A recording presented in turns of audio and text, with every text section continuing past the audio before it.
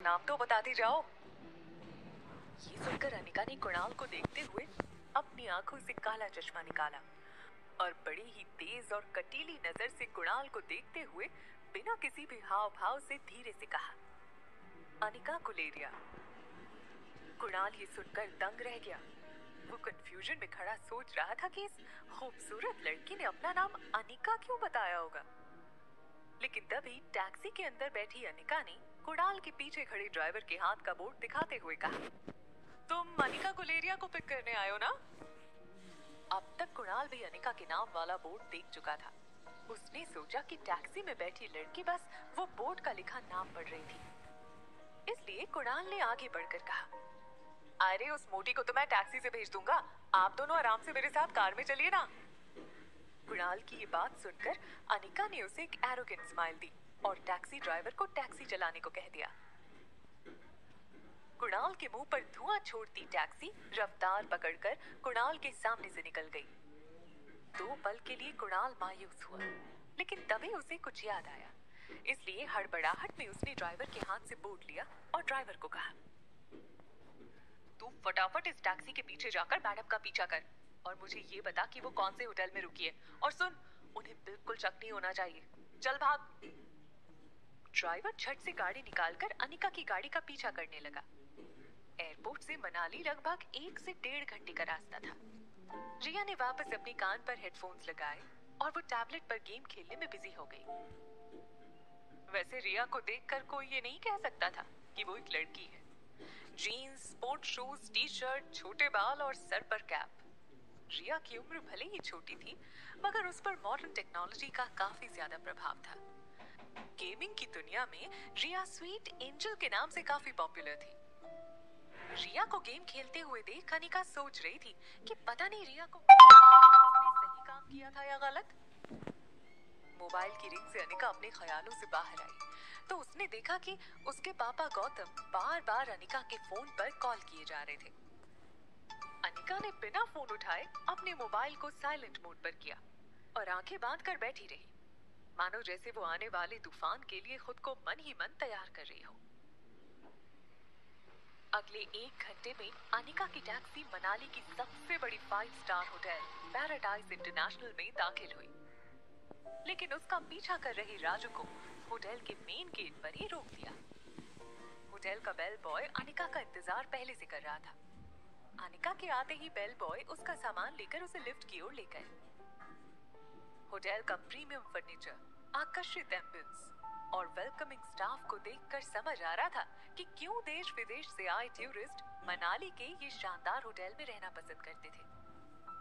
Bell boy Anika को lift की तरफ ले जाता हुआ बोला कि उसका बुकिंग प्रेसिडेंशियल स्वीट में है, जो होटल के टॉप फ्लोर पे है।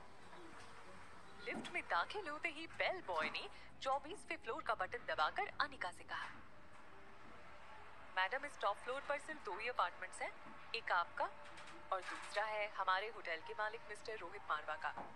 वो अपने बेटे और छोटे भाई के साथ यहीं रहते हैं। कुछ ही पल में लिफ्ट 24वें माले पे पहुंच गई थी।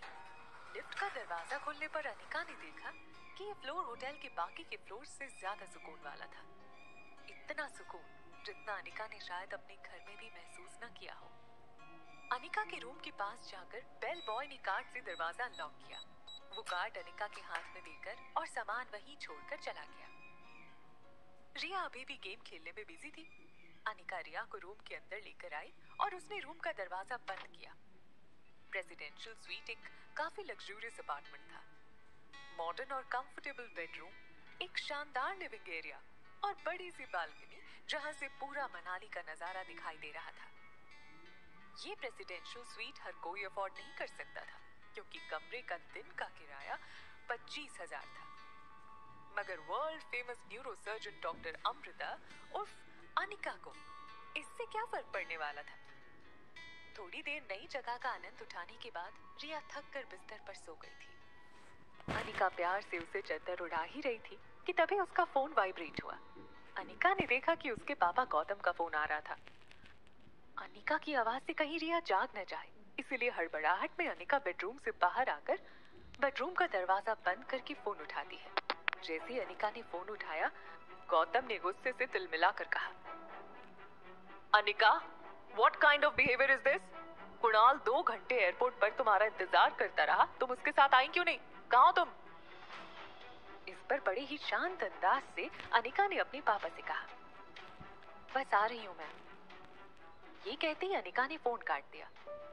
न जाने क्यों, लेकिन अनिका काफी डिस्टर्ब हो गई थी। गौतम ने बचपन से लेकर आज तक अनिका के साथ चाहे जैसा भी व्यवहार किया हो, आखिर वो थे तो अनिका के पापा ही, जिनसे अनिका 6 साल बाद मिलने वाली थी। अनिका ने कुछ सोचकर होटल रूम को बाहर से लॉक किया और वो होटल की लॉबी में लिफ्ट के पास आकर लिफ्ट के आने का इंतजार करने लगी। तभी अनिका के फोन पर उसकी असिस्टेंट राजलक्ष्मी का फोन आया। अनिका ने फोन पिक किया तो राजलक्ष्मी ने अनिका का हाल पूछते हुए कहा कि मैडम, आशा करती हूँ आपकी फ्लाइट सेफ और कंफर्टेबल थी और आपकी नींद भी पूरी हुई होगी। याद है ना, आपको रोज कंपल्सरी 8 घंटे सोना ही है। अनिका उसकी बात को काटते हुए कहती है, हाँ याद है। तुम ये बताओ, तुमने मुझे फिर से वही बात बताने के लिए फोन किया है जो तुम पिछले 1 महीने से रोज मुझे बताती आ रही हो, या कुछ नई बात बताने के लिए फोन किया है? जाती हुई बोली, अरे मैडम, क्या करूं मैं? फिर से वो बिजनेस टाइकून रोहित मारवा का मेल आया। वो अपनी दादी माँ का इलाज देश की सबसे बड़ी न्यूरोसर्जन डॉक्टर अमृता, यानी कि आपके पास करवाना चाहते हैं। इस वक्त वो मनाली में ही हैं और आप भी मनाली में ही हैं, तो मैंने सोचा क्या मैं अपॉइंटमेंट फिक्स कर दूं? लेकिन तभी अनिका ने कड़क शब्दों में कहा, बिल्कुल नहीं। ये बड़े लोग अपने बड़े बुजुर्गों की चिंता का सिर्फ ढोंग करते हैं। इनका असली मकसद तो कुछ और ही होता है, बुजुर्गों की प्रॉपर्टी, बिजनेस या और कुछ। हमें इन लोगों से दूर ही रहना चाहिए। और वैसे भी मनाली आने के पीछे मेरा मकसद कुछ और है। इस मकसद से मैं अपना ध्यान नहीं भटकाना चाहती। और हाँ राजलक्ष्मी, ये मत भूलो कि मैं इस वक्त ऑफिशियल लीव पर हूँ। राजलक्ष्मी अनिका की असिस्टेंट ही नहीं बल्कि उसकी दोस्त भी थी, इसलिए उसने अनिका का मूड लाइट करते हुए कहा, okay ma'am, as you wish. मगर एक बात बता दूं, मैंने सुना है ये रोहित मारवा की पर्सनालिटी काफी डैशिंग है। टॉल, डार्क, हैंडसम, और हाँ, इतनी सी उम्र में इतना बड़ा बिजनेस टाइकून। देश की काफी लड़कियां उनसे सिर्फ बात करने को मर मिटने को तैयार होती हैं। और आप है कि रोहित आपसे खुद मिलना चाहता है और आप उसे अवॉइड कर रही हैं। अगर लाइफ में थोड़ा सा रोमांस आ ही जाता है तो उसमें नुकसान क्या है? बाकी आपकी मर्जी, सोच लो। रोहित का फोटो भेजूं? अनिका समझ गई थी कि राजलक्ष्मी अब उसकी टांग खींच रही थी। तभी अनिका ने लिफ्ट को ऊपर आता देख राजलक्ष्मी से जल्दी जल्दी में कहा, अगर ऐसा है तो तुम एक काम करो, तुम ही उसे डॉक्टर अमृता बनकर मिल लो। वैसे भी यहाँ डॉक्टर अमृता को चेहरे से कोई नहीं जानता। यहाँ तो मैं सिर्फ अनिका गुलेरिया हूँ। अब चलो फोन रखो। लेकिन राजलक्ष्मी ने भी जल्दी जल्दी में बोला, ठीक है, hope you enjoy your vacation. और हाँ,